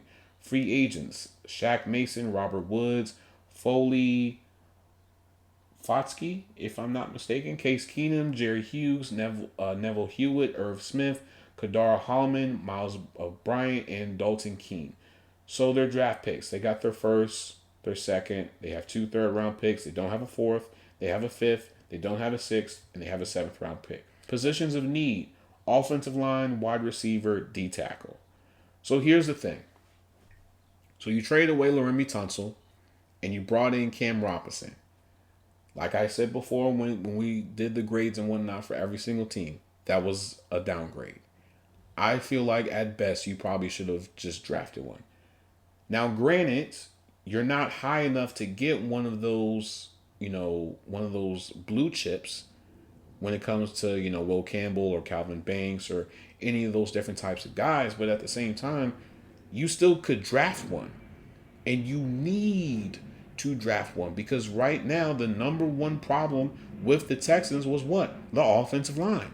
The offensive line was getting smothered every single game, and CJ Stroud was fighting for his life. So at this point, you need to make it a priority to address the offensive line. I would not be surprised if they double dip at offensive line this draft class, because right now you did bring in Laken Tomlinson, which was pretty good.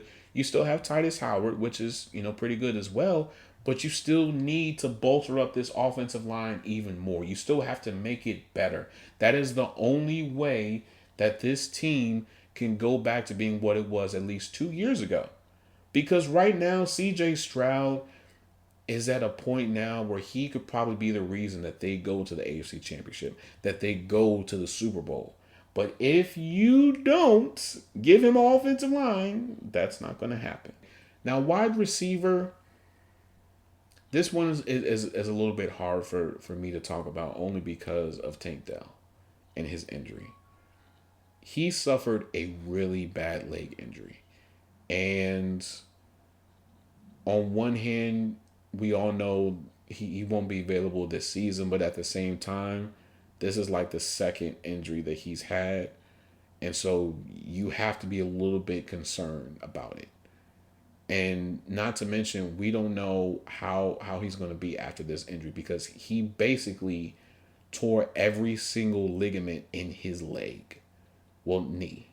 He tore his ACL, I think his MCL, I think he tore his meniscus as well. So on one hand, yes, you do need to address receiver, but do you need to address it high? No, because you have Christian Kirk and you still have everybody else as well. So I feel like you could get someone like a Jack Besh or Jaden Higgins or any of those day 2 or day 3 receivers, and I think that still will be good. I feel like Jaden Higgins specifically, he has the upside to be a number one wide receiver personally. But all in all, I think it's just a wait and see when it comes to the wide receiver position. Defensive line, as I've said before in all the other divisional rodeo episodes, you can address that day 2 if you really want to, right?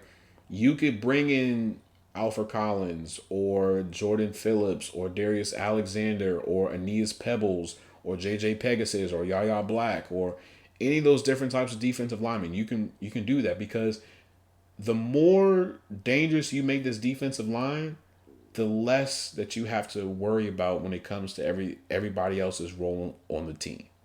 Because right now, you have a two-headed monster in Will Anderson and Daniil Hunter. If you continue to build off of that, you could potentially have one of the most dangerous defensive lines in the entire league. Just saying. Now, this is going to be a little bit of a shocker, but I don't have anything for candidates for restructure, extension, trades, or cuts. Now, originally, I was going to put Derek Stingley, but that was before he got his deal. But right now, the Texans are in a situation where, yes, they are still competitive, but time is ticking. And the reason why I say that is because we all know once it's time to pay a quarterback, things get a little bit limited. And we all know that they also have Will Anderson that they're going to have to pay as well. And you won't be able to pay him like a pass rusher 2. You may have to pay him like a pass rusher 1. All right? Not to mention, the team is still fairly young. They still have to go through their bumps and their bruises. But all in all, they are still a really good team. I feel like had the refs not cheated them, because they did. I don't care what anyone says. I don't care what any of you Chiefs fans say. Had the refs not cheated the Texans last year in the playoffs, I feel like we probably would have saw something special. But I think the number one takeaway for this offseason for the Texans is you have to prioritize taking care of CJ Stroud, and that starts with the offensive line. If you do not do anything else, if all of your draft picks are offensive linemen, I would not care. Because right now you have to protect CJ Stroud. CJ Stroud took too much of a beating last season, and you don't want to continue to be a recurring problem with him. Now on to the final team, the Titans. Your salary, $36 million with a rollover cap of $14.7 million. Your free agents, Harold Landry, Mason Rudolph, Nick Westbrook, Luke Gifford, Ryan Stonehouse, Jerome Baker, Jack Gibbons, Chidobe Awuzie, Quandre Diggs, Tyler Boyd, Nick Vanette, Daniel Brunskill, Nick Folk, Daryl Worley, Justin Hardy, and James Lynch, just to name a few. So your draft picks, we all know, we know, all right? So they got their first, their second. They don't have a third. They have 2 fourth-round picks. They have 2 fifth-round picks. And they have a 6th and a 7th-round pick, all right? So positions of need, quarterback, wide receiver, edge, safety, kicker. Okay, and this was prior to, free agency and whatnot. So here's the thing. We all know that most likely they're going to choose Cam Ward at number 1. Perfectly fine. But it's what you do after that that matters the most, because right now you really need to build up this offense more. Sure, you have Tony Pollard. Sure, you have Calvin Ridley, but you still need more at this point. And I feel like they need to probably get at least maybe 1 to 2 receivers in this draft, as well as another tight end. Because right now, Cam Ward is going to need all the help that he can get at this point. Sure, the offensive line, to me, I feel like is really good. You have Lloyd Cushenberry, you have Kevin Zeitler, you have J.C. Latham, you have Peter Skoronski, and then you have Dan Moore as well. All really good signings. But now time for you to add more, all right? You need more receivers. You need just more weapons as a whole. Maybe even more running backs as well. Now, when we look at edge, I feel like you could address that in the later parts of the draft. I still feel like there are some hidden gems at edge. There's an edge rusher actually from SMU that I haven't had a chance to look at that apparently he's actually pretty good. Within the last 2 seasons, I think he had like 18 and a half sacks together. Pretty good. So I'm probably going to check him out, then I'll let you guys know about him. But safety, this one's a little bit tricky, okay? Because me personally, I love Malachi Starks, E-Man, Xavier Watts, who else? Malachi Moore from Alabama. Like, you have options at safety. This safety class, believe it or not, is a sleeper that's not getting a whole lot of attention that it probably should. I feel like, and it's just my personal opinion, if they drafted a safety high to replace potentially Armani Hooker, if they don't pay him, I still feel like that's a pretty good move. Just saying. We can debate about it, but just saying. Now, kicker, you can address that 6th or 7th round. You can just sign somebody, honestly. But when we look at candidates for restructure, extensions, trades, and cuts, Armani Hooker extension ? Okay, his market value is 3 years, $1.2 million, which is $17.1 million a year. Do you really want to pay that with this safety class? Probably not. I may be a little bit more skeptical. I'll give him an offer, but I'm not going to fight for him or anything. No, not when you have Nick Emenwari, Malachi Starks, Malachi Moore, Xavier Watts, Sebastian Castro, all these other safeties that you have. There's no need for you to want to go out your way to pay for Armani Hooker, but that's your decision. Arden Key, possible extension. His market value, 3 years, $40.6 million, which is $13.5 million a year. All in all, I feel like this is a very young team that's still trying to find its way. It's gone through a lot of changes, so of course it's going to go through its bumps and its bruises. But I think stabilizing the quarterback position would definitely help substantially. And I feel like once you do that, everything else would just fall into place. Now, do I feel like they could probably make some more significant moves to probably bolster things up a little bit more? For sure. But I think getting Dan Moore was pretty good. I understand there's a lot of people that probably feel some type of way about it, but for him to be able to hold his own against people like Trey Hendrickson and Myles Garrett and company definitely says a lot. So all in all, the Titans, you're going to go through your bumps and your bruises, like I just said, but you're going to be fine. As long as you do the right thing. Now, this is a theory. Well, not really a theory, but this is an idea that I have. Walk with me, all right? We're going to take this walk. Just act like we're walking, all right? So what if you trade the first pick with the idea that you possibly get Archie Manning next year? Boom. I'll let you think about that in the next episode. But I'm going to end this episode here. If you guys like what you are listening, please make sure you guys download the episodes, share the episodes with everybody that is interested in football content. Okay, we are available on YouTube, TikTok, any podcast platform, any place that you listen to podcasts, honestly. Just being real here, okay? We're on Spotify, Apple Podcasts, RSS feed, you name it. We are there, okay? Now, for my YouTube people, make sure you guys like, share, subscribe, turn the notification bell on, leave a comment down below. Leave me your thoughts on my grades and my analysis on the divisional rodeo with your team, okay? Let me know if I'm right, wrong, indifferent, whatever, and just explain it to me, all right? Let's have a healthy conversation, okay? Now, for my YouTube people, Football Junkies Pod, okay? Football Junkies Pod. When you go on there, there is a link tree. When you click on that link tree, it will take you to anywhere and everywhere that we have Football Junkies content. Now, for my TikTok people, okay? Football Junkies Pod, all right? Football Junkies Pod. Most likely, once the divisional rodeo is done and I have me a little bit of time, I will probably start working on clips for all of the divisional rodeo episodes as well as episodes prior to that, all right? Now, for my Instagram people, football_junkies pod, okay? Football_junkies pod. Junkies pod is not what?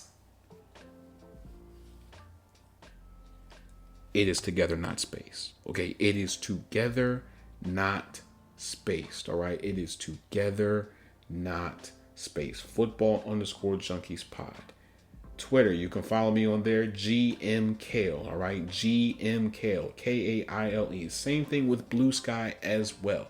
As always, I hope I gave you guys the fix that you guys need.